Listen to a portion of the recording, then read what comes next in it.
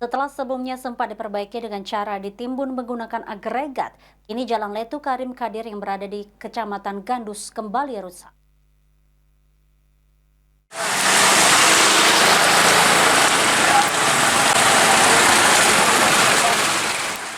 Berdasarkan pantauan tim PAL TV, Jalan Letu Karim Kadir yang sebelumnya telah diperbaiki kini kembali alami kerusakan.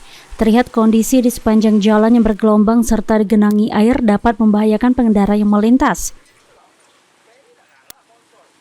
Salah satu warga Afrianto mengatakan kondisi jalan saat ini dipengaruhi oleh faktor cuaca dan kendaraan bertona besar yang melintas.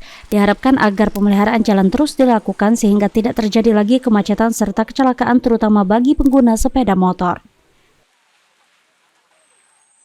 Terkendala dengan faktor-faktor alam juga, mungkin cuaca yang baik ekstrim, kepadatan tanah yang tidak layak seperti sekarang ini kan.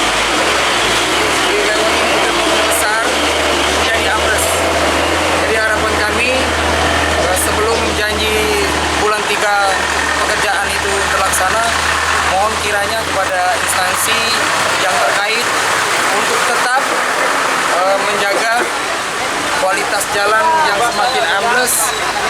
Dikhawatirkan akan terjadi lagi kecelakaan dan Senada, warga lainnya Mawanto berharap agar pemeliharaan Jalan Letu Karim Kadir ini terus dilakukan sehingga jalan tidak lagi bergelombang dan tidak membahayakan pengendara. Minta bagus, jalan beda. Dirato lagi, Pak ya? Iya, rato lagi barangnya kan. Ya man, gelombang aja takut kalau motor kita kan kejit-kejit terus. Ya, juga bahaya kuang, Pak, bahaya motor lewat, Pak. Banyak kemarin minggu ini kembali ke Belhano, tapi bukannya di tempat jalan ini. Tempat Saiful, di Impang itu banyak kembalikan. Pak, harapan kita berarti jalan ini diratok lagi, Pak, Iya, awal. diratok lagi, Pak. Ilham Wahyudi, PAL TV.